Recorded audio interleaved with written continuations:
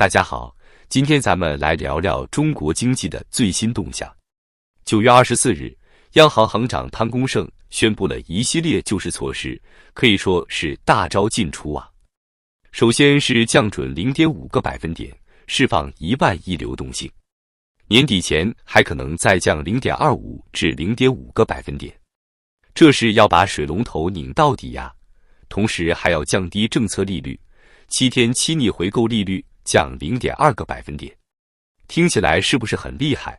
但是再也要告诉大家，这就是一剂强心针，治标不治本啊。更绝的是，他行长还宣布要降低存量房贷利率，并统一房贷最低首付比例。他们要引导商业银行把存量房贷利率降到新发放房贷利率附近，预计平均降幅在0.5个百分点左右。二套房的最低首付比例也要从 25% 下调到 15%， 这是要把房地产当救命稻草啊！听起来是不是很诱人？但是再也要告诉大家，这都是饮鸩止渴啊！为什么这么说？咱们来分析一下。第一，大放水只能带来生活必需品的价格暴涨。大家想啊，这些钱最后都流到哪儿去了？还不是那些有钱人的口袋里。他们现在怕风险，不愿意大量投资，就想着低成本慢慢白嫖劳苦大众的生活必需品，这不是要把老百姓往死里整吗？第二，房地产和股票这类资产价格还会继续暴跌。为什么？因为现在的问题不是银行缺钱，而是缺少投资标的。现在是政府和国企央企在贷款，民营企业和老百姓都在主动去杠杆。你放再多水，人家也不敢接啊。第三，这是要把中国带入滞胀的深渊啊。什么是滞胀？就是经济停滞、通货膨胀，生活必需品价格暴涨，但是经济增长停滞，失业率上升，这不是要把老百姓往绝路上逼吗？知道中国人的好日子还在后头吗？最近这1个月，咱们中国老百姓经历了什么？医保缴费上调20元，社保缴纳基数提高，养老金缴纳延长至20年，退休年龄延长至63，还试图通过房屋养老金草案的试探，网络身份证法案，甚至还出台了个人求助网络服务平台管理办法。这哪是好日子啊？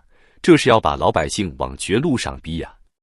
现在的情况就是，中国政府想通过银行大放水来拉动房地产市场，但是再也要告诉大家，这是在做梦。先前的货币失灵和救不活的房地产，早就给他们的棺材钉上了钉子，还埋到了地底，神仙难救了。大家想啊，企业不贷款的原因是什么？不是利息高，而是没有信心啊。现在的问题是缺流动性，央行是揣着明白装糊涂，给上头一个交代，你看我放水了哈，降息了哈，这不是在自欺欺人吗？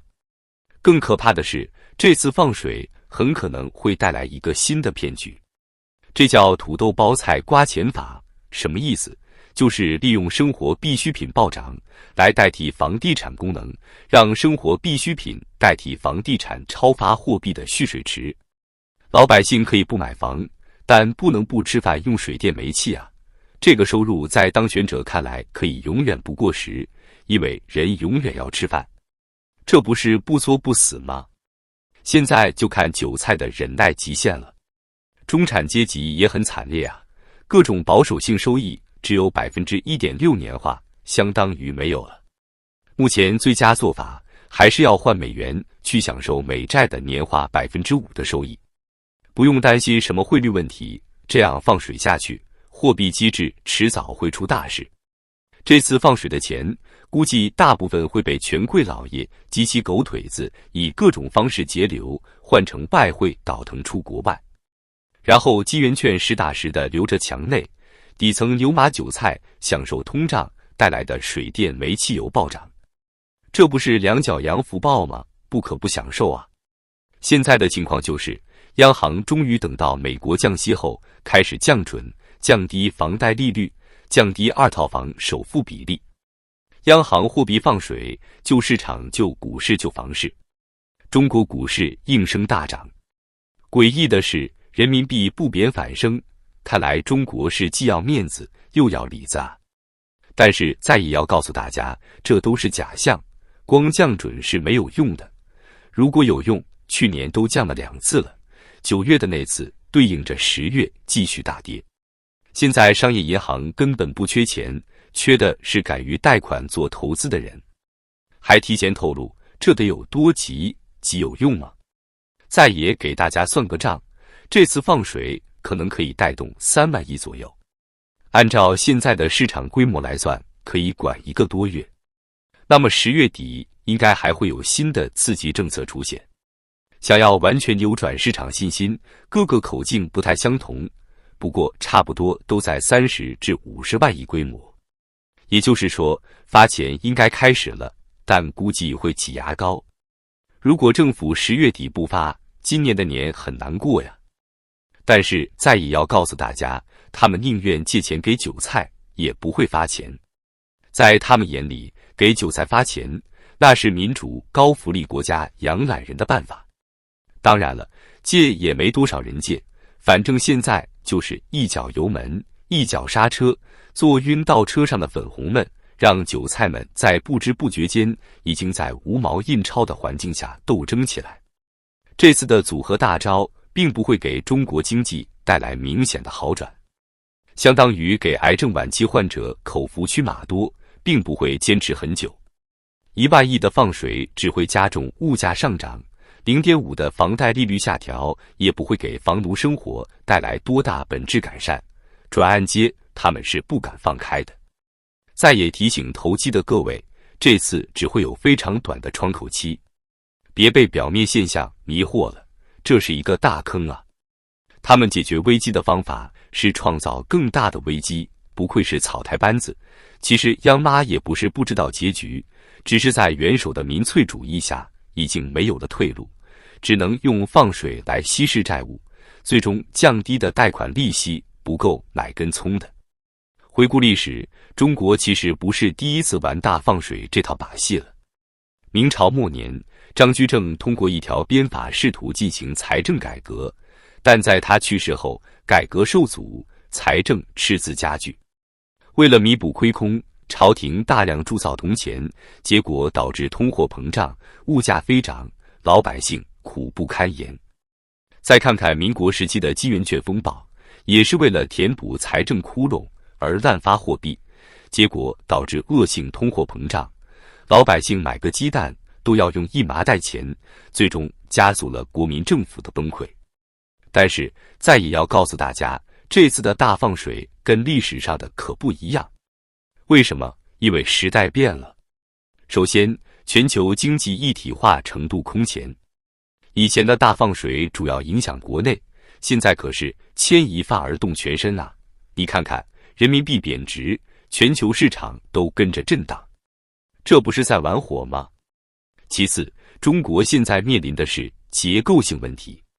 以前的大放水主要是为了解决短期流动性问题，但现在呢，是整个经济结构出了问题，你放再多水也填不满这个大坑啊！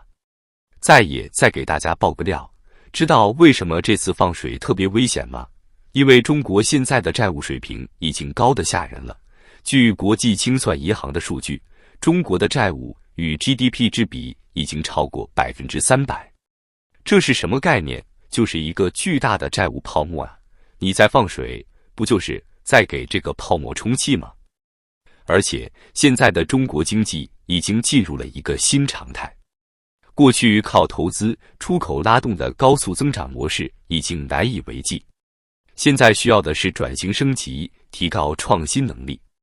但是大放水恰恰会阻碍这个过程。为什么？因为廉价资金会让一些僵尸企业继续苟延残喘，阻碍资源向高效率部门流动，这不是在给自己挖坑吗？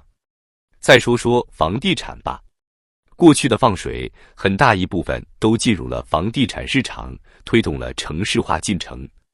但现在呢，1线城市房价已经高得吓人，3、4线城市又面临人口流出，你放水不过是在给房地产泡沫续命罢了。再告诉大家一个可怕的事实。知道现在中国的 M2 与 GDP 之比是多少吗？超过200%。这是什么概念？就是说，现在流通中的钱已经是实体经济的2倍多了。你在放水，不就是在制造一个金融怪物吗？还有一个关键问题，那就是信心。过去的放水之所以有效，是因为大家对中国经济的未来充满信心。但现在呢，民营企业不敢投资，外资在撤离，老百姓也开始囤积美元。你放再多水，没有信心也是白搭呀。所以说，这次的大放水根本就是在饮鸩止渴，治标不治本。它不仅解决不了中国经济的根本问题，反而可能会带来更大的危机。那么问题来了，为什么中国政府还要这么做呢？再也给大家分析一下。第一，他们是真的没招了，经济下行压力太大，就想着用老办法刺激一下。但是这就像对一个吸毒上瘾的人注射海洛因，治标不治本啊。第二，这是一种政治考量。你想啊，马上就是国庆节了，总得展示点成绩吧，所以他们宁愿冒险也要营造一个经济向好的假象。第三，这可能是某些利益集团在背后推动的结果。你放水，最受益的是谁？还不是那些手握大量资产的权贵们，他们可以利用廉价资金进行杠杆操作，获取暴利。所以再也要告诉大家，这次的大放水根本就是在玩火，它可能会带来短期的经济回暖，但长期来看，风险太大了。好了，今天就聊这么多，大家觉得中国经济还有救吗？欢迎在评论区留言讨论，别忘了点赞订阅，咱们下期再见。